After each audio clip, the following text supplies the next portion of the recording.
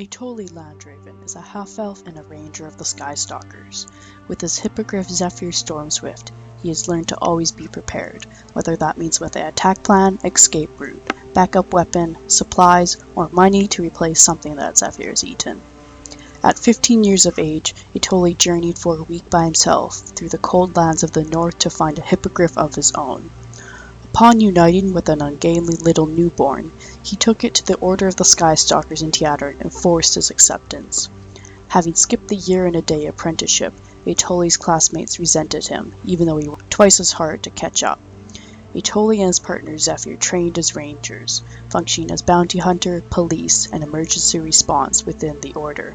They specialized in hunting magical beasts, specifically hippogriffs and griffins. During his second year, Atoli was unexpectedly visited by his younger sister Carolee, who had come to take him home for the summer break. On their trek back through the snows, they were attacked by undead beings, and while Atoli fought well, he could not save his sister, especially from his own blow that cut down her and the creature. Atoli and Zephyr rushed back to his family home, only to find it razed to the ground with no sign of his mother or father. After burying his sister, he returned to the Skystalkers, now his only home. Raised an orphan by his older brother, Dean was a whimsical surfer in his youth. His older brother never spoke of their parents and sustained them by odd jobs and gambling with sailors. Dean helped him out of some fights as soon as he was old enough to brawl, and turned out to be a much better fighter than his brother.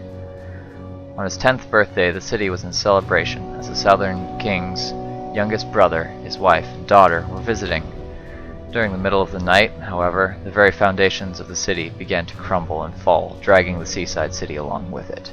The prince's wife and Dean's brother were both lost, though Dean himself was pulled from the burning wreckage by Prince Einard as he frantically searched for his family. After days of looking for their loved ones, the prince accepted Dean's pledge of fealty and allowed him to leave his past and serve as his henchman. A decade later, he had been released from his debt, but still serves the prince, having fallen in love with his daughter. He now seeks honor to prove his worth to the prince and ask his daughter's hand in marriage. Born of a moonlight tryst between a beautiful nymph and a lucky human man, Carlotta Coppertop grew up in the distant arms of her father Tomt until being sold to the acolytes of Nethys, who saw her mark as a sign from their god. With the Priory of Nethys, she made her true home and family, studying the ways of magic and the elements. After only a few short years, she had bound an elemental from each element, becoming an ever more adept elementalist, taming and bending the elemental planes to her whims. Because of her upbringing in the Priory, she respects only magical power and abilities in others, and does not understand how any sentient being could acknowledge a god other than Nethys.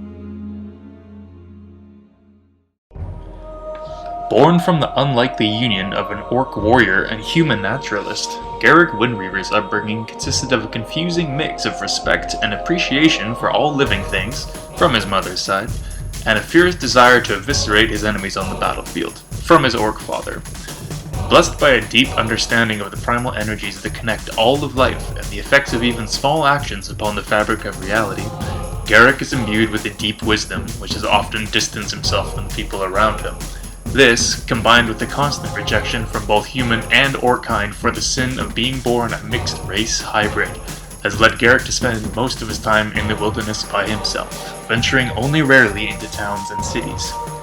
Despite his solitary lifestyle, Garrick has traveled far and wide, encountering and slaying creatures of the darkness from the lowest dungeons to the highest peaks of creation.